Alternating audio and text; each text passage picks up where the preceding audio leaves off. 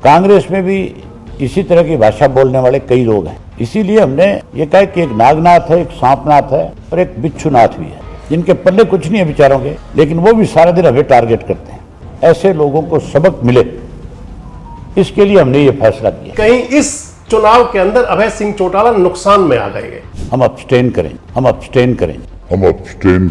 दोपहर को 3 बजे जब 1 घंटा बचा था मतदान के लिए, तो उन्होंने एक प्रेस कॉन्फ्रेंस की और कहा कि आम जनता की आवाज थी कि आपको कांग्रेस से भी और बीजेपी से, दोनों से दूरी बनानी चाहिए। अगर अभय सिंह चौटाला सतीश नांदल को वोट करते तो फिर INLD का भी रोल वो कांग्रेस की बी टीम के रूप में नजर आया है। दोस्तों नमस्कार, मैं संजय मग्गू और मौजूद है देश रोजाना के डिजिटल मीडिया मंच पर। आपसे बात करने चला हूं एक बार फिर, क्योंकि इस समय एक ही चर्चा है और आज मैं आपसे सारे वीडियोस हरियाणा राज्यसभा को लेकर कर रहा हूं। हरियाणा के राज्यसभा के जो चुनाव हुए अभी 2 सीटों के लिए, बड़ी चर्चा है किसने क्या खोया, किसने क्या पाया, कौन हीरो बन गया, किसके पास क्या कमी रह गई, कौन अपना प्रदर्शन इससे भी बेहतर कर सकता था। तो आपसे इस वीडियो में बात करूंगा मैं इंडियन नेशनल लोकदल और अभय सिंह चौटाला जी के बारे में।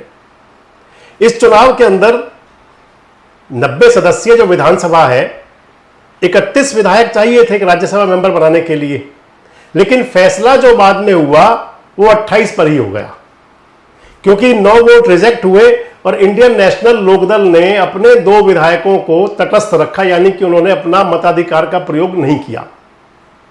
इंडियन नेशनल लोकदल के सुप्रीमो अभय सिंह चौटाला दोपहर को 3 बजे जब 1 घंटा बचा था मतदान के लिए, तो उन्होंने एक प्रेस कॉन्फ्रेंस की और कहा कि हम भारतीय जनता पार्टी और कांग्रेस दोनों से किनारा कर रहे हैं। आम जनता की आवाज थी कि आपको कांग्रेस से भी और बीजेपी से, दोनों से दूरी बनानी चाहिए। अब जनता की आवाज को मैं कैसे नकार सकता हूं, इसलिए मैंने जनता की जो आवाज है उस पर यह फैसला लिया हमारी पार्टी ने कि हम इस चुनाव से दूरी बना करके रखेंगे। हमारे दोनों विधायक वोट कास्ट करने की बजाय दूरी बनाने का काम करेंगे, हम अब्सटेन करेंगे। और उसके बाद में एक चर्चा हुई कि क्या यह फैसला इंडियन नेशनल लोकदल का, अभय सिंह चौटाला का किस लिहाज से फैसला था, इसका कितना संदेश जाएगा हरियाणा की राजनीति के अंदर। लेकिन मैं अगर आपसे कह दूं कि अभय सिंह चौटाला ने भले ही को उनका जो, क्योंकि बड़े नेता हैं, उनकी पार्टी के अंदर और भी बहुत थिंक टैंक नेता हैं, लेकिन अगर मैं आपको ग्राउंड की बात करूं तो ग्राउंड के अंदर यानी कि धरातल से जो बात आती है वो निकल करके ये जरूर आ रही है कि कहीं इस चुनाव के अंदर अभय सिंह चौटाला नुकसान में आ गए। कह सकते हैं कि अभय सिंह चौटाला को सियासी रूप से आने वाले समय के लिए कहीं जरूर कोई डेंट लग सकता है। किस बात से, आपको पूरी बात करूंगा आपसे इस वीडियो में।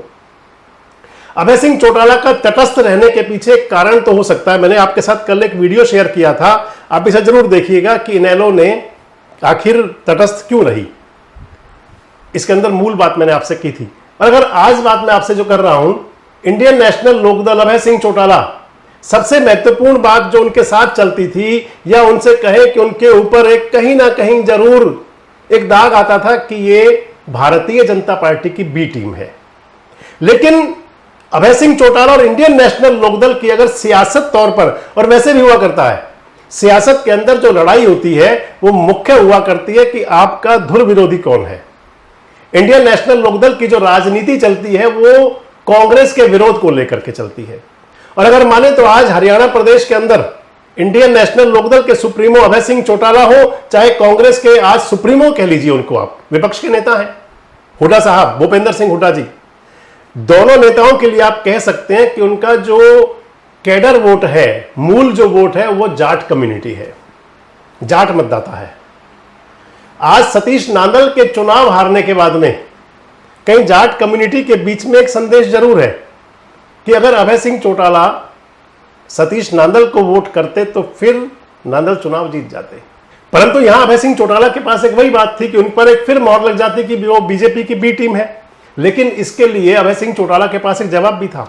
वो चुनाव यानी कि जो 2020 में चुनाव हुआ था राज्यसभा का, जिस चुनाव के अंदर दीपेंद्र हुड्डा, उस समय कांग्रेस के पास 31 विधायक थे, लेकिन दीपेंद्र हुड्डा अकेले कैंडिडेट रहे थे और दीपेंद्र हुड्डा के सामने उस समय भारतीय जनता पार्टी ने तीसरा कैंडिडेट मैदान में नहीं उतारा था।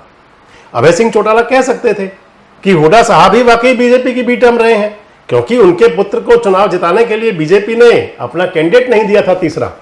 लेकिन आज की परिस्थिति जो आ जाती है, आज की परिस्थिति के अंदर अगर अभय सिंह चौटाला अगर अपने 2 विधायकों को वो इंडिपेंडेंट कैंडिडेट सतीश नांदल के पक्ष में वोट पोस्ट करा देते, वोट कास्ट हो जाते अगर वो, तो फिर आप मान लीजिए कि करमवीर बौद्ध साहब राज्यसभा में नहीं पहुंच पाते। अगर करमवीर बौद्ध राज्यसभा में नहीं पहुंचते, इधर सतीश नांदल चुनाव जीत जाते, तो फिर ये सबसे बड़ा धक्का जो होता वो भूपेंद्र सिंह हुड्डा जी के लिए होता।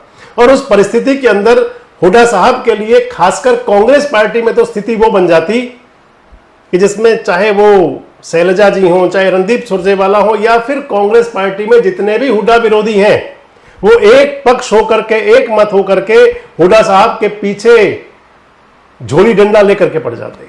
लेकिन अगर आज की स्थिति देखें तो फिर कहीं इतना जरूर है कि भूपेंद्र सिंह हुड्डा कम से कम कांग्रेस के अंदर आला कमान को यह संदेश देने में तो कामयाब हो गए कि देखिए बहुत कोशिश करी, बहुत जोर लग गया, लेकिन इज्जत बचा करके आ गया। और अगर अभय सिंह चौटाला की बात करें तो फिर अभय सिंह चौटाला जी के लिए एक बात जरूर आएगी कि एक बार की बीजेपी की बी टीम का जो ठप्पा होना उन पर लगता था, उससे तो बच गए, लेकिन यह संदेश जरूर चला गया कि अभय सिंह चौटाला डिसीजन नहीं ले पाए।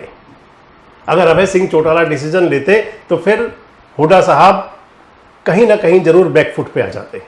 आपको क्या लगता है, कैसा था फैसला अभय सिंह चौटाला का? कमेंट बॉक्स में जरूर बताएं। जुड़े रहे हमारे साथ, देखते रहें देश रोजाना। हमारे साथ जुड़े रहने के लिए सब्सक्राइब करें देश रोजाना के YouTube चैनल को और नई वीडियो की नोटिफिकेशन पाने के लिए बेल आइकन जरूर दबाएं। अगर आप ये वीडियो Facebook या Instagram पर देख रहे हैं तो पेज को लाइक और फॉलो जरूर करें और ज्यादा से ज्यादा शेयर करें।